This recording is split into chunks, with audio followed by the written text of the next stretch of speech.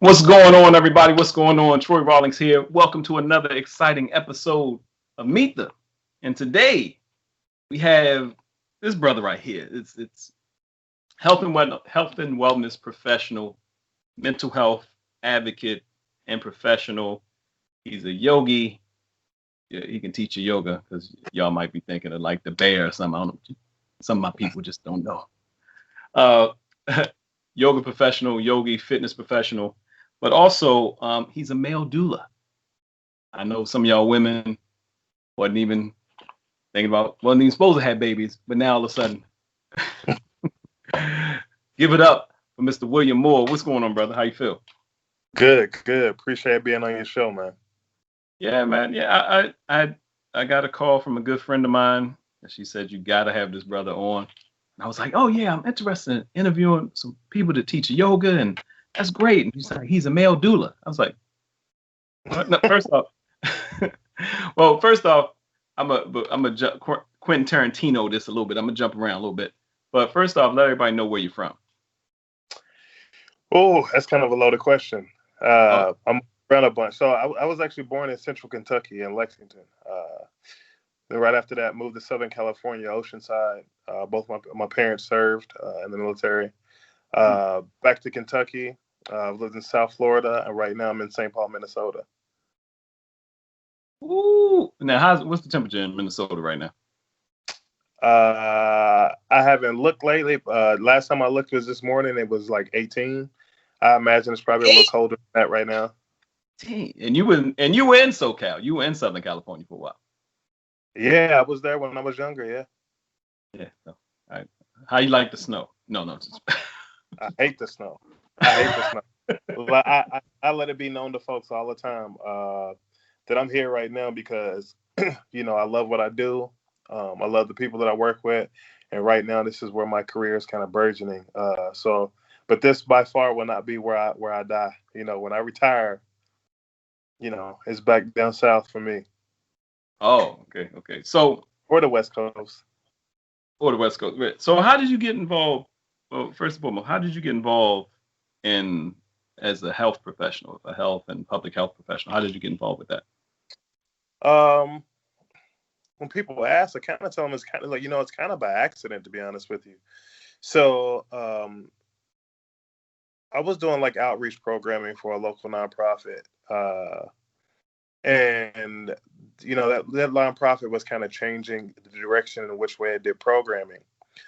So I kind of ran a specific program that was kind of one of its kind at the time. So obviously it makes it a good guinea pig to kind of switch things around and see which, if this new direction you want to go works. So I kind of got charged with really implementing this new system in my program. Long story short, things went really well. I started training other individuals in the association how to do the programming, so on and so forth. And then there wound up being a similar position to what I was doing that opened up in public health. And long story short, I was kind of recruited to do it. I did such a good job kind of implementing healthy eating, physical activity, chronic disease prevention programs with the nonprofit that I was working in. And when a position like that opened up in a public health department, I was recruited to do so. At the time, I was looking for a change anyway. So I applied, got the gig, and haven't looked back since. But I definitely tell you, the role that I took on, that I believe that I was walking into when I started working in public health, and what I'm doing now, is completely different. If somebody told me that I'd be doing all the things that I'm doing right now, 3 or 4 years ago, I told them that they were crazy. And for those that don't know, because we don't date the interviews, we like them to stay pretty generic so you can see it any time. But we happen to be living in one of the most hectic times in history. 2020, the COVID-19, the pandemic around it. So being in public health right now is like we talked a little bit before you came on. Being in public health right now means that all hands are on deck. Frontline workers, doctors, nurses, folks like that. it's going to take everybody, you know what I mean, to really kind of get this thing under control. So for the past year, it was crazy. I was just talking to a coworker not that long ago. We were kind of talking about, you know, what we were doing when COVID first started. And we were so used to saying, like, you know, 4 months ago or 5 months ago. And I was kind of reflecting. I was like, man, well, you know, we've been doing this for about 8. And I was like, wait a minute. No, it's been about a year now that we've been kind of working on COVID stuff. And so, yeah, for about the past year, our focus has solely been how can we provide resources to the community, resources with, you know, in terms of PPE, you know, making sure we get masks out to the underserved in the community, making sure we get information about where free testing sites are for Black and brown folks, and those other, you know, other folks that are underserved, making sure that we help set up and work testing sites. And now I imagine, you know, we're going to have the added component with, you know, the vaccine coming out of, you know, that's going to be a part of our work as well, making sure that we help set up vaccination locations and getting the information out to families about where they can go sign up and come get a vaccination if they choose to, or come get, you know, along with the COVID test, you know, if they choose to do so. Now you're also, like you said, you're in Minnesota, so Yep. you guys also had to deal with uprising. Yeah, so I got kind of an interesting story with that. So I have a younger sister who, you know, a couple of younger sisters who live here. So while I was protesting on one side, my youngest sister's a Minneapolis cop. She was on the other side. And so that presented a very interesting dynamic for my family, especially for my parents, you know, having to, you know, having children on both sides of the, you know what I'm saying, of that line, you know what I mean? And I remember the moment where it really hit me. I was out with a friend of mine. We're protesting, and it's kind of like a standoff by the freeway. And then, you know, the cops do a you know, countdown or whatnot, and then they start shooting off tear gas. And it's the first time I ever been tear gas or pepper sprayed or anything. And then I had to sit there and think that, you know, 75 yards away from me, the person who might have pulled that trigger to shoot that tear gas off could have been my sister. And how did I feel about that? And I remember that was actually something very difficult for me. I actually held on to be quite honest with you, I had on a lot of anger about that internally for a while. And it wasn't until I kind of sat down and talked with my mom that she kind of helped bring some perspective of it to me and helped me to not look at it through like much of a selfish lens. And she kind of explained to me, she was just like, you really think your sister enjoys doing what she's doing? She's like, do you think about your sister? Your sister's a woman, a Black woman, who's also a police officer, and she's like, and she goes, quite honestly, she's doing so as part of her job. She's doing something that she doesn't even agree with. And when she said that kind of hit me and allowed me to have a little bit more empathy for the position that she was in. Now, I still didn't agree with it. I still was like, man, F that job. You know what I'm saying? But I kind of, it allowed me to get out of my own feelings a little bit and kind of understand that when it came between the two of us, when it comes down to the two of us and what the rest of my family was dealing with, my family as a whole, I wasn't the only one dealing with a complicated situation of emotions and thoughts at that point in time. And for people who know me that, you know that me and my younger sister are like we're really close. Did everything. Matter of fact, we were just hanging out, working out together and jogging and stuff. I think 3 or 4 days before 3 days before the clip of George Floyd came out. And I remember I woke up that morning, I seen her, and I texted her the video, and I was like, yo, what the F is this? And she just kind of sent the reply back. She was like, I don't know what to tell you. And we probably didn't talk for maybe like a week and a half, 2 weeks after that, you know, till 2 weeks after that. I have a lot of friends that are on the force, and some people, my brother was a police officer in Louisiana. He's in Maryland now, but I couldn't imagine because you put yourself in a position, it's like one of those old gangster movies you see where the brother's a cop and the other brother is a is a gangster, and they Italians go through stuff like that.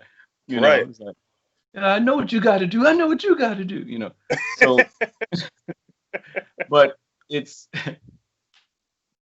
like you go from the family relationship that happens. She has to try to maintain with the family, ask questions, still be a fraternal order police person. Like there's something they uphold, and try to feel it out.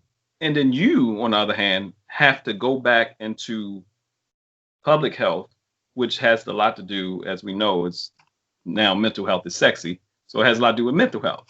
When you're like this. Exactly. And then on top of that, just to paint a even more detailed picture for you, it was just about a year ago. I remember reading an article that in some places that fear or anxiety from police or police brutality was actually has become one of the biggest public health issues for African Americans in this country, right? So you look at that, and there's just so many different layers and nuances to that could, to be quite honest with you, how it didn't cause more confusion in my family than it did, I have no idea.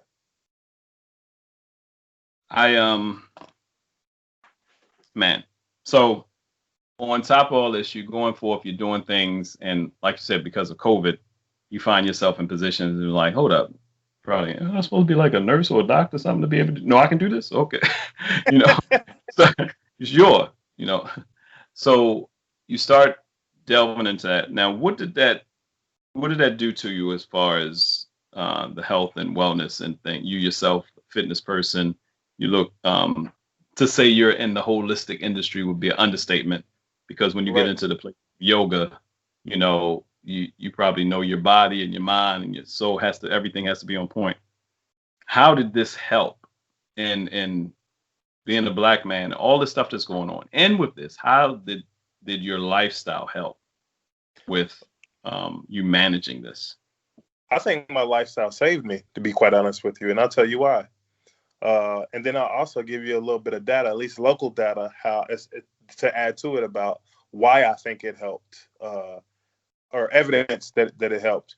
For me, being a person who, worked out, lifted weights before the gyms were closed, and I actually have my own weights at home so I can still work out, 4 or 5 times a week, and then also doubled up and did yoga, 3 to 4 times a week as well, is always been a way for me to kind of like get rid of stress, get out some energy, get those endorphins going, feel good about myself, feel good overall. I've always, for the most part, eaten pretty healthy.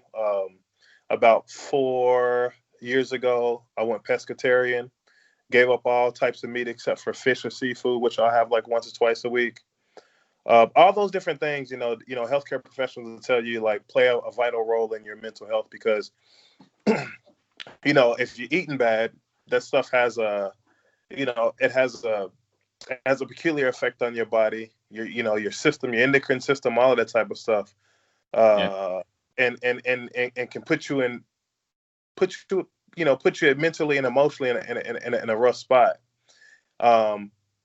But me being a person who eats pretty healthy and worked out, I didn't really have that issue. Now, yoga added the added component of being able to self-regulate, meditate, and kind of put myself in a space mentally where I was able to accept things as they are, right?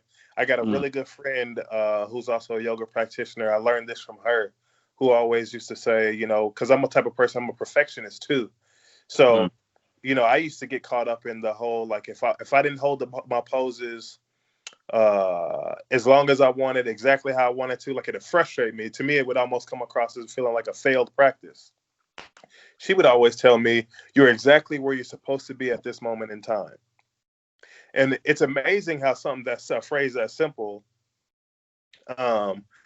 will allow you to have a different lens or a different perspective of being able to just be present and take things as they are, and knowing that every moment, whether it's a mistake, whether it's a success, or whether it's a failure, it's simply a building block on the way to your journey, right? Y'all know if I got a pen, y'all should have a pen too. That means anytime you see me look down go like this, that means he said something that's quotable. Oprah got her aha moments. Joe, Fat Yeah. Joe got Joe moments. I'm like, yeah. So it's simply a building block into your journey. And as long as you know you're still on the journey, um, you're doing the right thing. You know what I mean? Like, so many people get caught up at the end of the journey. So many people get caught up in the past, the beginning of the journey. Um, and a lot of times, the joy and the lessons come from being on the journey itself.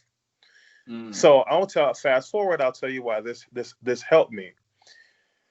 For me personally, I didn't have much trouble with the whole isolation thing and the quarantining and stuff like that outside of work. I would be out, in the community sometimes when it came to work. But other than that, with things being shut down in our community and our city, I had to quarantine just like anybody else. right. But through yoga and through meditation, I'd already learned to sit with myself. I'd already learned to sit with myself and accept who I am and what I'm learning and the path that I'm going through and be as is. Then a lot of people have a problem sitting with themselves. See, what I learned about a lot of individuals, and I don't mean this as like a negative thing, but a lot of people like to lie to themselves. Everybody likes to say they look inward, they peel back the layers, they dig deep, but they only do it to an extent until it gets uncomfortable. Because everybody has something on the inside of them that they just don't like, that they don't like at all, that they're scared to deal with, that they don't want to admit is there. And some of that comes from trauma. I'm not saying that it has anything, it's their fault or anything. A lot of people deal with traumas. Everybody's got their issues. And some people have faced them and some people haven't.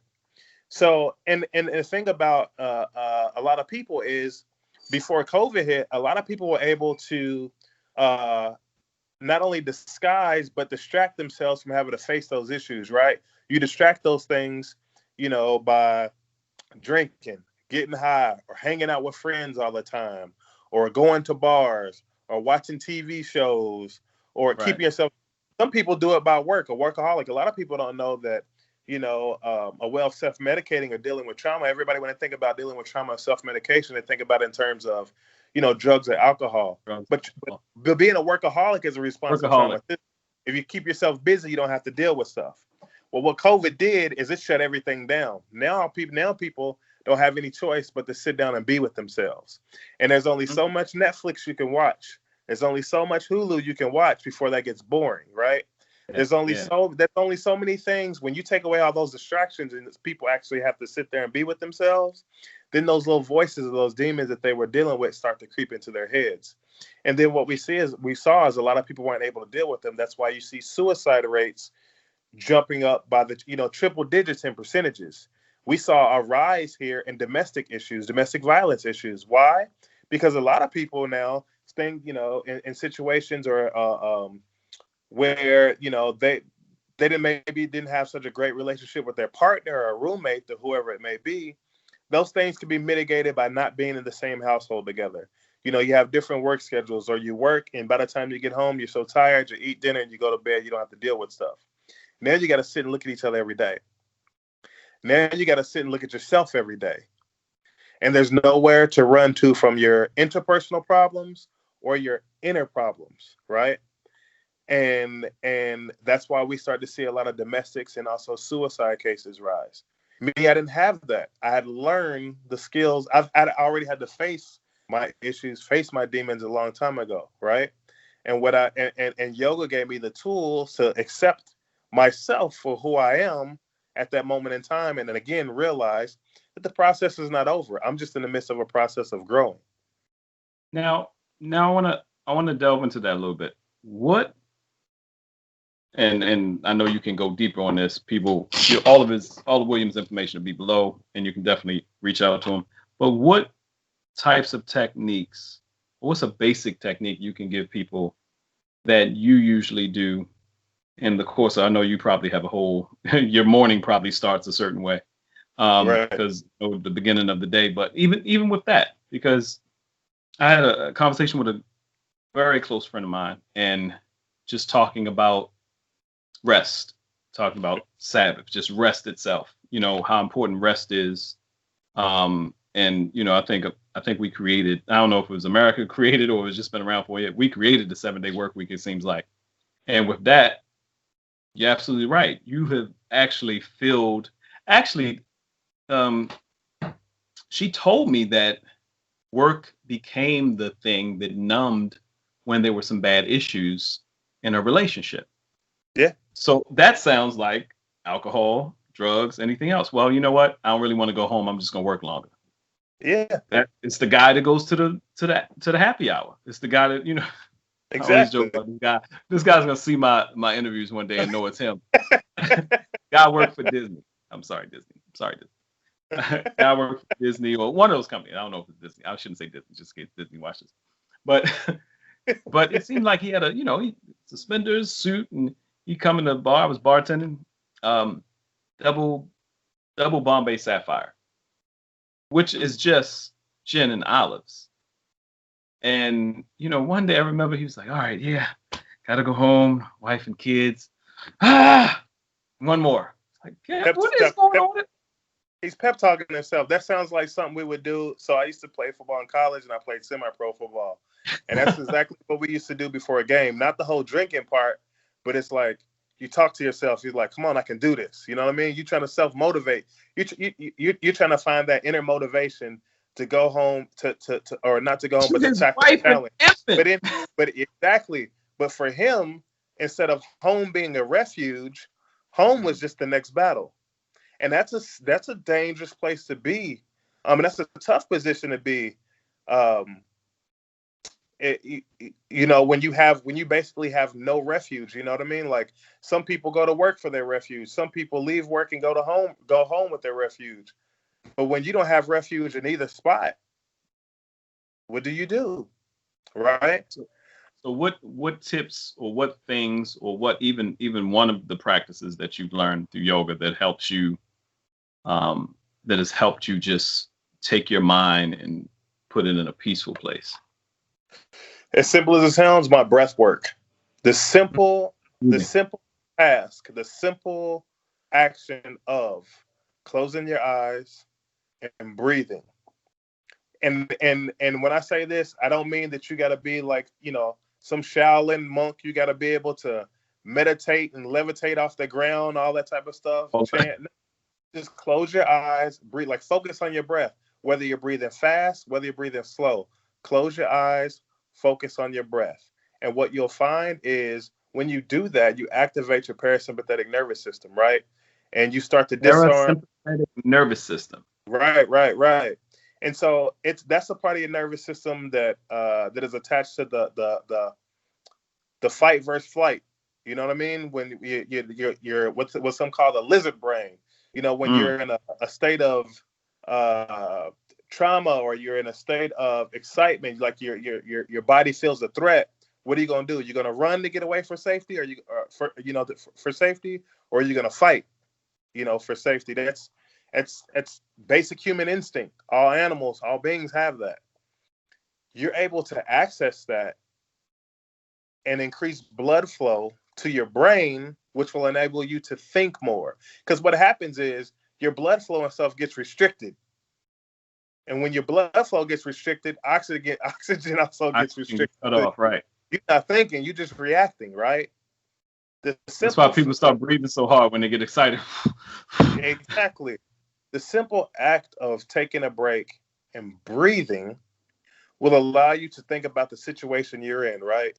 And it can and it's the difference between striking out, doing something or saying something that can hurt somebody close that you love, doing something stupid that can get you sent to jail, doing something that could get you killed, or making the conscious decision of saying, wait a minute, it's really not that bad. I can simply turn around and walk away. Wait a minute, it's really not that bad.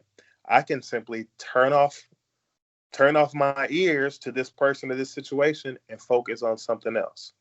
Or wait a minute, it's not that bad.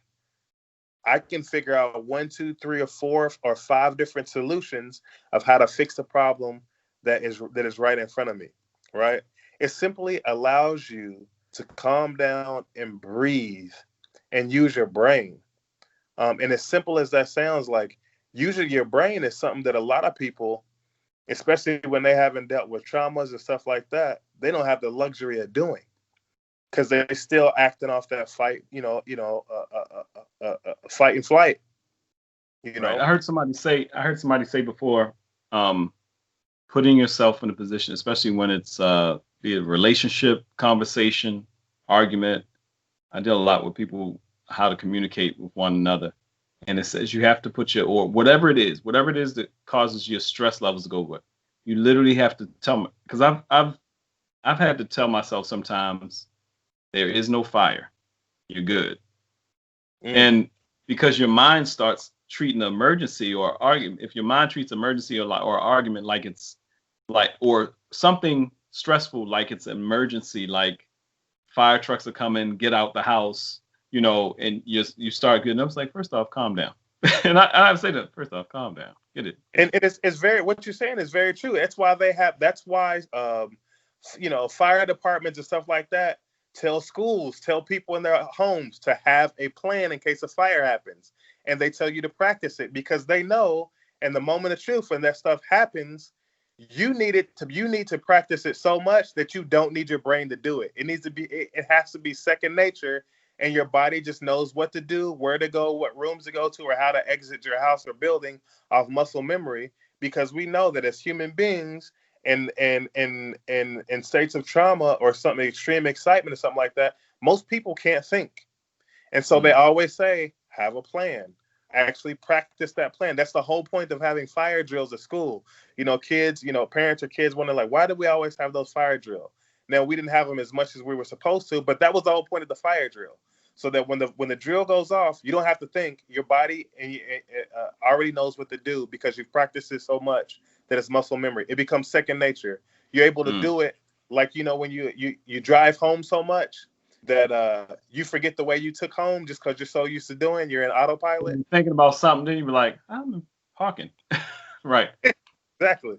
And the fact that I was telling somebody this with the kids, they always teach them, all right, walk single file, be calm. And they put you in a calm mode. So all of a sudden something happens, you're like, and then all of a sudden you find yourself walking calm.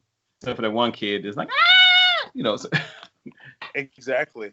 And that's why I love yoga so much, because when I initially got into it purely for physical reasons, as another form of working out, to get more flexible, to kind of help fix some physical ailments that I had as a result of playing football for so many years. But then when I started to be more kind of get into it a little bit more, and be kind of listen to like different instructors, and be kind of more mindful and more present during my practice, I actually began to notice the mental and emotional benefits that I got from it.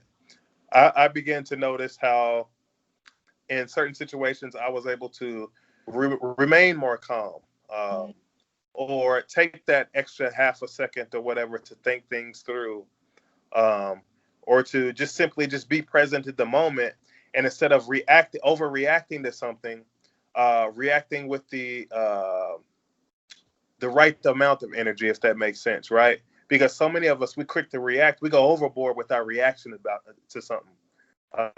Somebody says something slick, we overreact. Some of us go crazy and cuss them out and stuff like that.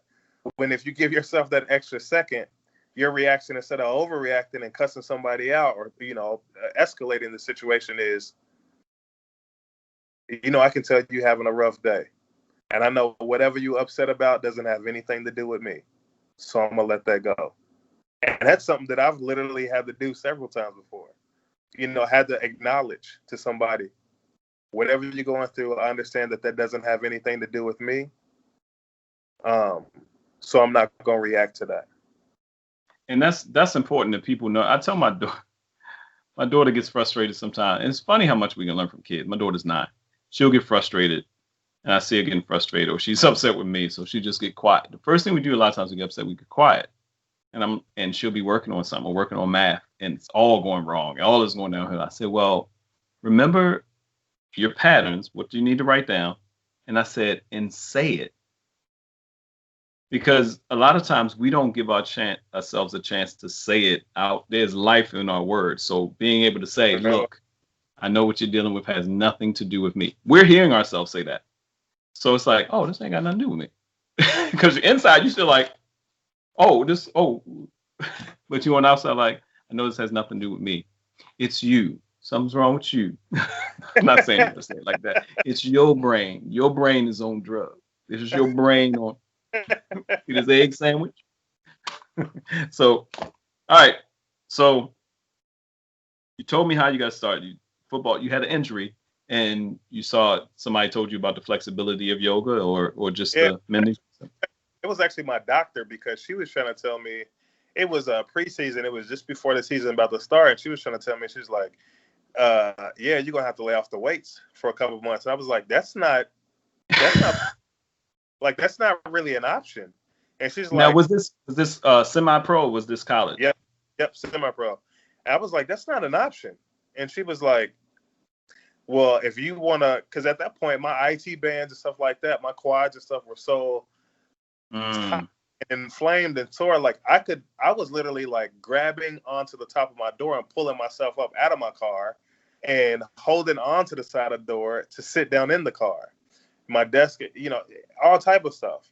And she was like, and the reason I liked my doctor, because she used to be an athlete too. So she knows how athletes think. She knows how our bodies work, all that type of stuff. Not to say that, any other doctor who wasn't an athlete doesn't, but she just has an understanding with the way that, that I think that, she gets stuff. And then she was just like, well, I don't know what to tell you. You're either going to have to give up on the weights for a couple of months, especially, on your leg workouts, or she's like, but we got to find some way to loosen up your IT bands and stuff like that. She's like, you could try. She said, have you done yoga? And I remember I tried it maybe like 8 years ago with a couple buddies. Didn't take it serious at all. You know what I'm saying? We had done it after lifting weights, kind of went in there. It was like lifting. We it's a different type of workout, so we weren't doing it well. We weren't lasting long, and half my boys weren't even taking it serious. They were laughing at the different faces, dog, and they chuckling like fifth graders and all that type of stuff. Was it like a woman's class? Was a woman teaching the class? Well, most yoga classes you go to, even now that I'm into it, are predominantly women. So yeah, this and that, we were the only guys there. So they chuckling like fifth graders, like downward dog, and women are getting in the pose and they looking up and like yeah, we ain't take it serious at all. So I was like, you could say, I told her, I said, I went, but I can't say I actually tried it. Like, that wasn't an honest attempt. But I was backed in the corner. This was going into my last year playing ball, and I wanted to make it a good one. So it's like, either do that or you'll get nothing at all. So I actually went and I gave it a try that day. No, the next day at a local gym. Did not like it. But what made me come back is I have a very highly competitive personality. And I saw how well all these older ladies and stuff in there were holding the poses. I'm sweating, shaking and stuff, trying to hold the pose. And they're like, that's okay. They're putting your body back up. Exactly. They like, okay, we're holding the pose at like 5 breaths. It's like 25 seconds. It felt like 10 minutes to me. My legs over here quaking like a baby deer in springtime. It was sad. So my ego got to me is what made me want to keep coming back. So I was like, I can't go out like that. But I started going back, and the better I started getting at it, and the more I just started kind of getting in tune with the practice, it kind of became an addiction to me really quick, to be quite honest with you. And I just incorporated it into my everyday life. And that's kind of how I fell into it. So, I mean, much like my work, me going into yoga purely by accident. It really, like you said, saved your body, saved your mind, saved your life in probably a lot of ways. First time, I think I might have did yoga with the same thing with a women's class, but there was a guy, I'm from Baltimore. So I was cutting hair in Baltimore, and one of the guys came in. He was always built. One of the clients, name was Phil. He was a natural bodybuilder, but he was solid. Right. And I was like, yeah, man. He's like, when you gonna come work out with me? I was like, what? I ain't work, brother. Yeah, maybe. I don't know, but you all swole. He said, at least you can come to the yoga class. I said, yoga? Oh, man, we'll come to yoga. So he was teaching yoga. And I was like, oh, yeah, yoga. Stretch a little bit. I did a little martial arts. It's a different beast. Man, when I tell you, it wasn't even hot yoga. It was just I was hot, but it wasn't even hot yoga. So, but there was, the stretching certain things, the holding the positions, he was encouraging. So you keep, it's a brother up there looking at you that he's like, keep going, keep going. And you're like, yeah, but when I tell you, I slept, I think I woke up with my thumb in my mouth. Huh? I slept like a baby that night. Your body will love you for doing yoga. There's something about yoga and your body. I don't know fully why. Maybe it's because of the circulation. You can tell me why does yoga do so much for your body as far as relaxing and the tension leaving so much? I mean, simply put, one way I can explain it is it unlocks different parts of your body and mind that you never really unlocked before. If I want to explain it a different way, or a much more of a crude way, because you're working muscles that you've never worked before. You're working different little stabilizers, stuff like that that you typically don't work. Like, for all intents and purposes, I'm a semi-pro football player, like strong dude, like bench press 400 pounds, squat a lot, all that type of stuff. But it's a completely different type of workout, right? And your focus is different. When you're lifting weights, your focus is on exploding and powering through things. When you're doing yoga, your focus is on you, right? Your focus is on your mind and your breathing and, gently like flowing through different poses or holding your body in different positions that you've not held it in before. And with that, with a lot of the stretching and stuff like that, yeah, like you are, increasing circulation in certain parts of your body. You're getting more oxygen than you probably have gotten on a normal basis because you're breathing more. Your breathing's more controlled. Your breathing's becoming more efficient. You know what I mean? So it's just a whole different beast. It's a whole different animal. I think everybody that I know has had that same effect. I remember I slept real good too. Trust me. And I've normally not been a good sleeper, but it wore me out. Yeah. And so there's so many different positive outcomes and benefits from it. I'll tell you what, it's even a part of what some school districts here are using to help kids self-regulate. You know what I mean? Mm. Being able to, it's a part of a way that they can get physical activity during class, right? Because they're moving, they're getting, movement, then they're strengthening different parts of their bodies, but they're also learning to breathe, self-regulate, control their emotions, identify their emotions, and identify with their emotions, and recognize something that a lot of, I've had to tell a lot of adults. Like, I once read somewhere that the average human emotion only lasts a minute and a half. It's our brains and the thought of what we experienced that elicited that emotion, which makes those emotions carry on, right? Which makes them last longer than they normally would. Once you're aware of certain things like that, and once you're aware of your ability to identify what you're feeling at that moment and separate that from what actually happened to you, you're able to regulate or kind of bring yourself back into more of a healthier place emotionally altogether. Okay, so the yoga piece, I want people hit them up about the yoga. This is the thing that's really off the chain as well. So, how in God's green earth did you even fathom becoming a doula? Again, by accident.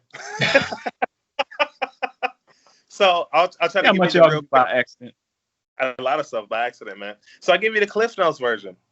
While I was working in the public health, while working in for the public health department, I was also helping co-facilitate a men's group called Club Dad. It met once a month during the same time concurrently with a Club Mom group that met in a different room. Well, the ladies who helped run Club Mom, they were public health nurses for the family health division of the public health department I work with. Were also telling me about a quarterly group that met called BECC, BECC, which stands for Birth Equity Community Council. Now, that group met quarterly, and the idea of BECC was that you get doctors, nurses, professionals, and community members to get together quarterly and talk about disparities in the infant mortality rate and the maternal death rate nationwide, but also in our specific county, through their lens, and how to mitigate that. What different strategies can we come about to kind of stop the fact that for every white baby that dies before the age of 1, 2 black or brown babies die before the age of 1, or the fact that for black women die at a rate of 243% more likely than their white counterparts as a result of childbirth related causes. And so it was like, how do we, it was like crowdsourcing, getting together and crowdsourcing this information of how do we address these things, these issues, and what different creative strategies can we come up with and implement in our communities, and also within the public health department to address this. Well, within Beck, they didn't have any male representation. So they asked me if I would start coming, but then also see if I can get some of the dash from Club Dad to come as well. So I started attending Beck. About a year in the Beck, one of the community members kind of cited that there really were no, when it came to early childhood development or moms and dealing with kids and newborns and stuff like that, there really were no resources out there for fathers. If you ask about resources for mothers and young children, all of us professionals could sit down for hours and rattle off this organization, that organization, this resource, that resource, but there just wasn't really any out there for fathers. So it was a real brilliant lady who's a public health nurse and kind of a mentor for me in this work where I work at, named Tamiko Rawson, who came up with the idea. She said, why don't we train men to become doulas? That way they learn the whole process of birth work. They learn these skills, and that way what happens is they can be mentors to other men in the community, kind of pass this knowledge on to them. That way they can be advocates and be better prepared and more of a support for their partners and significant others. Because in essence, that's what a doula is they're an advocate. They're a birth attendant and an advocate.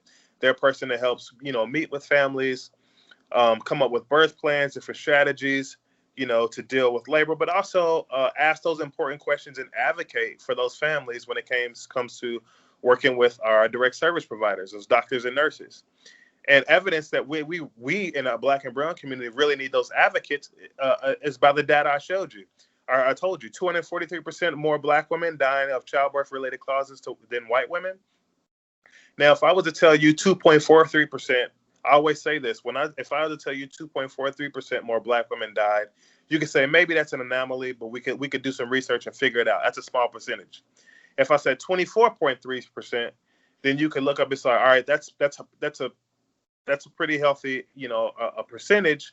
We need to look at that. We can start looking at things such as social determinants of health, and that looks like diets, where people live at, the type of stress that are on them, all these things that we can track, and we know Black families, but also Black women take a heavier burden than any other people when it comes to that sort of thing. You live in the hood. There's a lot of, your housing ain't right. You're not making a great income. You're dealing with the stress of whatever it may be. That stuff, plays a part on your pregnancy, right? But when we say 243%, bruh, I call that, medical malpractice. Because the last I saw, Black women and white women are built the same. They're anatomically the same. Right. No reason that our women should be passing away from childbirth-related causes like that. But the reason that's happening is because our healthcare system is built upon structural racism, right? And our system, not only does our system dehumanize Black and brown folks, but then those who are in charge of helping to run that system and work in that system, being our doctors and direct service providers, function and behave the very same way. They look at Black women different, right? That's evidence for the fact that the whole study of science of gynecology was invented and progressed from the simple fact that Black women were butchered and experimented on. Black people have always been the guinea pigs of science in our healthcare systems. That's why you have a lot of Black folks who are afraid to take this vaccine, despite the fact that COVID, the coronavirus, is ravaging our communities more than any other community, right? Because we know what the healthcare system has done to us. Yeah. So the idea is, we train these men to become doulas and lactation educators. Not only are they certified to really work with women, but more importantly, they are certified and equipped to work with their women. They're certified and equipped to work with other men in the community, so that they have the courage, they have the knowledge to understand what is going on with their families, with their children, and with their partners, so they can be an advocate for their partner in that delivery room. Because all too often, men have been in essence, we've unwittingly like abdicated our power within our homes and our communities, simply because we're not involved in the birth process, because we have allowed society and cryptic messaging and stuff like that to tell us that birth work is women's work. No, birth work is family work. And family work means it's all hands on deck to make sure everybody's there to help take care of the family. Now, if we know that it takes more than just discipline, sperm, and money to take care of a child, then we shouldn't only expect that from our men, but B, we shouldn't relegate them to just that, because it's not like men came up with the idea to only do those three things themselves. Not only do our direct service providers condition them to believe that's the case, but our families and friends are guilty of that too, right? I can't tell you how many brothers I've seen that are excited about having a baby. We pregnant. We about to have a baby. We this, we that. And then you hear somebody in the family or a friend like, you ain't doing nothing. You're not carrying the baby. Your back ain't hurting. Your feet ain't swelling. You don't have to go through the labor. When if that person knew any better, that's actually kind of false. Men might not be going through labor. Men might not go through labor, but men go through biological and chemical changes just like women do. Men experience postpartum depression just like women do. It only presents a little bit different. You know what I mean? Brothers go through testosterone levels drop. The doctor told me everything. He was like, "Oh, your testosterone level's gonna drop." All of a sudden you're saying, "What's wrong?" Exactly. So men are going through things too. They just present different. But if you're going to condition somebody for 9 months to believe that they don't have anything to do with that child, but helping to make them, paying for them when they get here, and discipline them, then what are you going to think's going to happen once the baby gets here? And then we got the nerve to get mad at some of our brothers as if we didn't program them or condition them for 9 months, if that's all they're supposed to be doing. And then we looking at them sideways like, why aren't you doing more? Because to be quite honest, as simple as it sounds, it's not second nature. Yeah, if they were to sit and think about it in a critical way, yeah, they know they need to do more. But right now, they've been conditioned for 9 months. So their reflex is to only do those things unless you ask them to do. And so we have to take the onus upon ourselves, too, as a community, of changing the way our men are involved in that birth process. And so, long story short, everybody's like, okay, that sounds like a great idea. That's another resource it's a great resource when it comes for our brothers, but also for our women to support them. But where in the world are we going to find a man who's willing to go through that training and do that?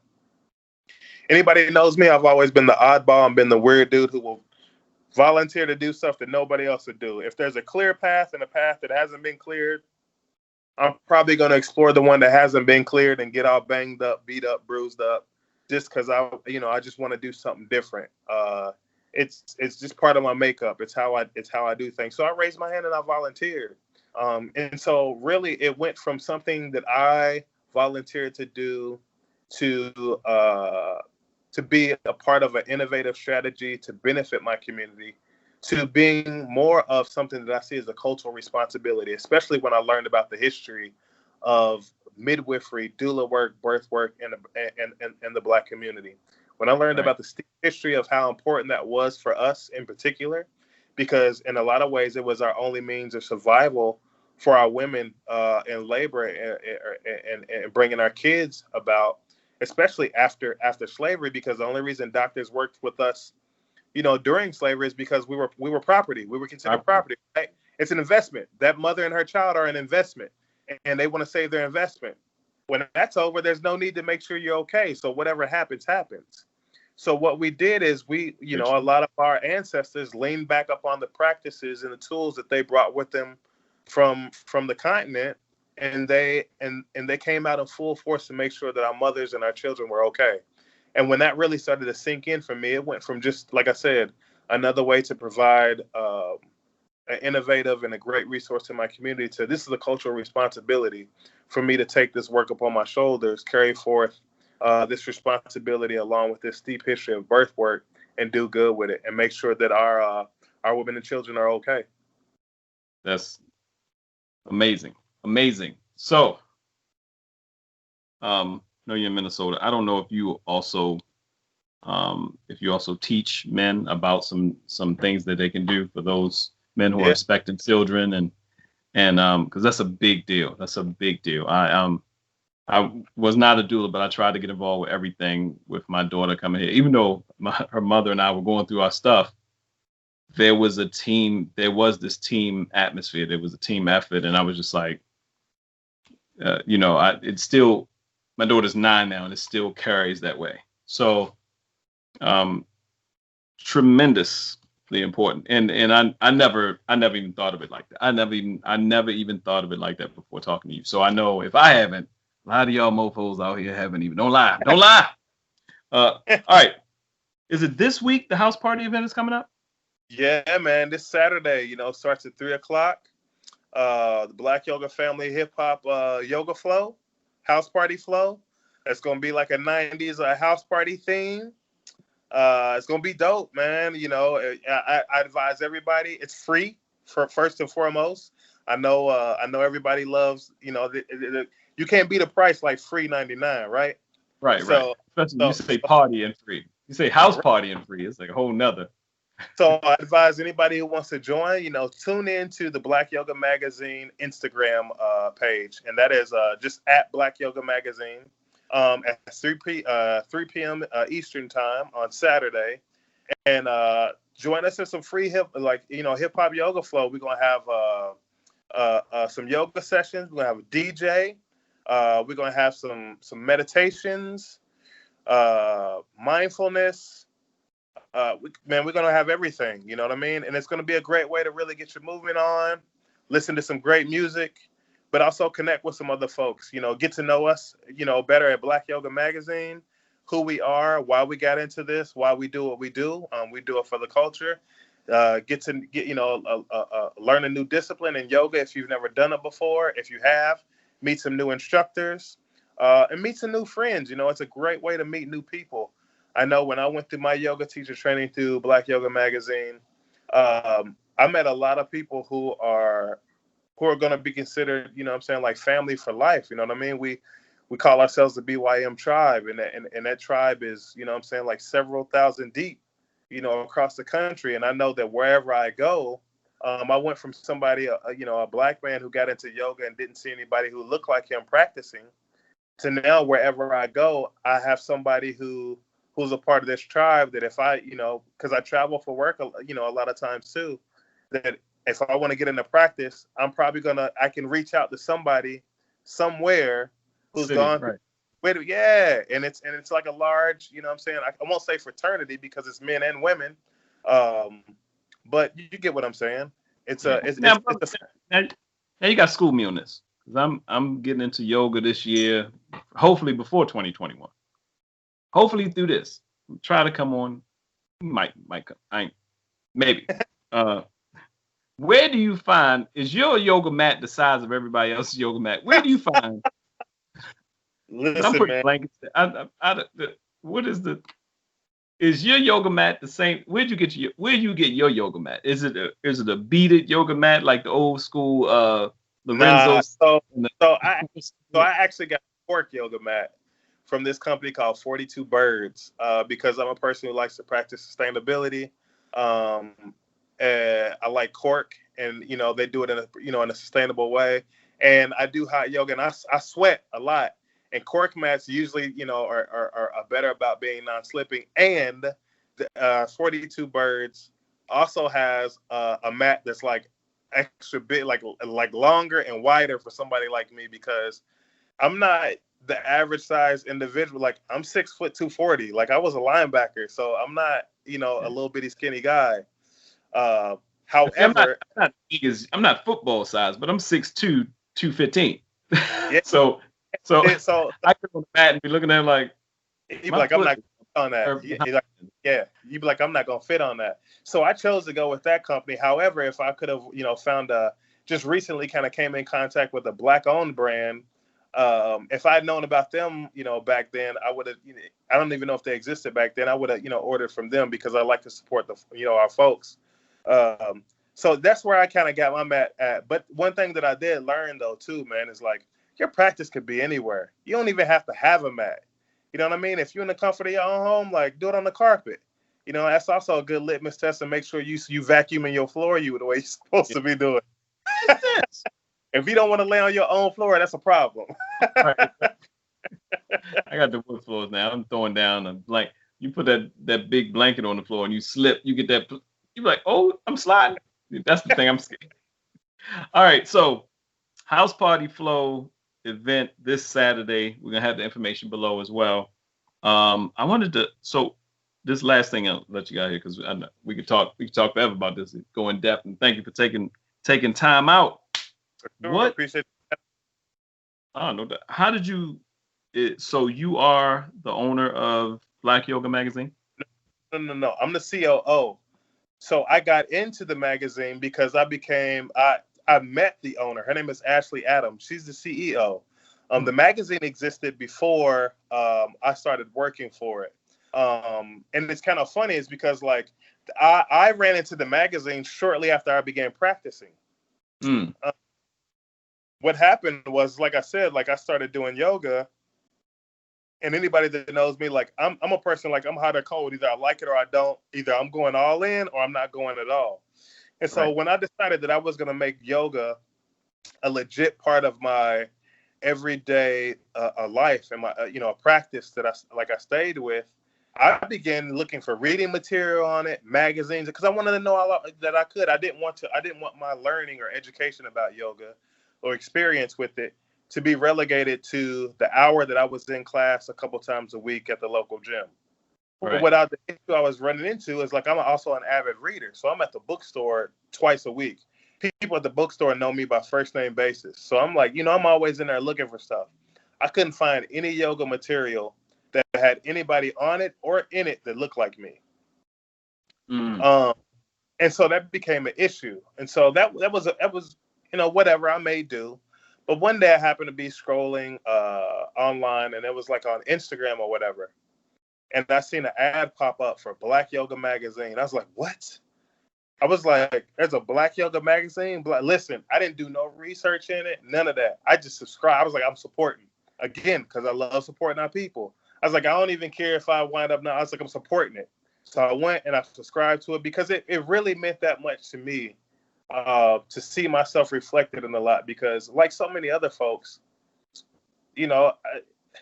sometimes I'm tired of being the only one. You know what I mean? Like, I went to a private middle school where the only Black kids there, the majority of them were athletes. As a public health professional, there aren't really many men in public health, much less Black men. I'm used to being in a lot of spaces where I'm the only Black person. And cool, whatever, but sometimes I want to see other folks that look like me. And I wasn't seeing that in the yoga room, I'm saying, in the studio, any of that type of stuff. So when I saw that, like, it just hit me a different type of way. I knew that I had to support, and I wanted to support. So I did it. And at the time too, like, I have a podcast, right? So I would, I haven't recorded in a while. I still have it, but I haven't recorded in a while because I'm so busy with my public health work and also working and helping to support a Black White Yoga Magazine, because I really love what Ashley's doing and I love the mission of our organization. And so I was like, I sent her like a message on Instagram. And to be quite honest with you, I didn't expect a reply, but I was like, I'm the type of person, I'm like, worst that can happen is they don't answer, they ignore you, they say no. Yo, she replied like maybe 10 minutes later. I was just like, hey, I really love what you're doing. Yada, yada, yada. Thank you. And she answered it. She like replied to us like, man, that's so dope. I was like, hey, I have a podcast. I don't know if you're interested. I would just love to interview on my podcast because I'm so excited about the way this made me feel to see my representation of folks that look like me in the yoga space. And I know there's got to be more people who feel like me.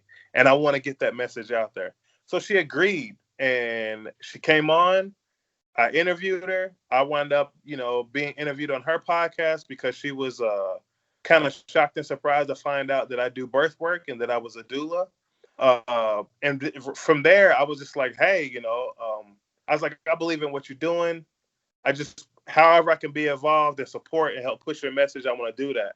So that's how I got involved with Black Yoga Magazine. I started just kind of helping push the message and just being a fan, just telling everybody about it, to kind of being a contributing writer, writing some articles or whatnot for the magazine, and then moved into the COO position. That's amazing. That's amazing. Yeah. I love it. Brother, thank you. We can talk for a while, because next thing you know, I'm like, all right, let me get some tights over. No, I appreciate you, man. I really appreciate you taking the time out, this evening to have me on. I know that, any and all of us could be doing anything else, but I always count it a blessing and an awesome opportunity when I'm able to really sit and have a decent conversation, and especially with another brother, just because, I mean, to be quite honest, it's like we talked about before, like, it's hard out there for a lot of folks. Even the act of sitting down and having a casual conversation, some people can't do it just because their brains are fried because they're stressed and stuff, everything. So I've definitely, I don't take stuff like this for granted. You know what I mean? Like, even just having a conversation where you're building and getting to know other folks and just connecting, that means a lot to me. So one of my brothers says it. We have a consultant agency together. He said, all starts with a conversation. Everything starts with a conversation. And sure. And like I said, this is an interest of mine because I am going to delve into it. I had an injury just playing a pickup game of basketball a few years back, and I have an amazing Chinese doctor here, Dr. Sai, that works with me. My daughter helped her with eczema and just basic stuff, herbs, and I went to him, and he was also, you start seeing the doctor, you got the Chinese doctor, and you look on the wall, and all these old newspaper ads. He looked the same age. And I was like, that George was Senior? Like, how old are you, Dr. Sai? But he's rough. He's small dude, but rough. But I had a frozen shoulder. I didn't know what a frozen shoulder was. And I was like, I could not raise, it felt like, okay, my rotator cuff might be gone. Because you can't raise your arm up like this. You can go do all this, but it happened to me before. I know exactly what it feels like. So he, he's like slapping. He's like, he's just making sure there's no ligament damage, so you don't have to have surgery. So, I just knew somebody had a rotator cuff surgery. I'm like, oh man. I was like, yeah. I was like, ow. I looked down. There were 40 needles already in my hand.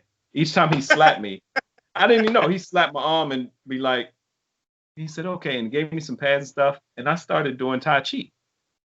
And then I went to a Tai Chi class, and like you said, it was a free class. I won a free class or something, and I did different athletic stuff before. But after class, the teacher was like, okay, you want to get into the Kung Fu too? I was like, no, I think I'm going to stick with Tai Chi. He's like, why? I was like, I can't breathe. I was like, I have no control, just going up and the breathing and coming down slow. And you would have thought I was climbing a mountain. I was like, I couldn't control my breath. That was when you started saying that, it's very key. And focus on your breathing. And you always hear people say focus on your breathing. You just took it a little further. And what happens when you focus on your breathing. So I hope, and we are stressing mental health for us right now because a lot of people are going through a lot of stuff. The best thing you can do is try to control your own well-being. So we're going to get into some yoga, and William Moore is here. So all your information is going to be going. Let everybody know how to get in touch with you, man. Yeah. As far as the magazine, anybody want to get in touch with us at the magazine, go to at Black Yoga Magazine on Instagram. There's also a Facebook page for it. If you're looking at doing a yoga teacher training, we are also doing another yoga teacher training coming January 14th through the 18th. You can check that out by going to blackyogamagazine.com/training online. It's very inexpensive. The training is going to be $250. For anybody who knows anything about yoga teacher training, that usually runs into the thousands of dollars. However, we're doing it virtually for $250, and that will be January 14th through the 18th. So go to blackyogamagazine.com/training. Me personally, I'm on Instagram as Chill Time Pod, ChillTimepod.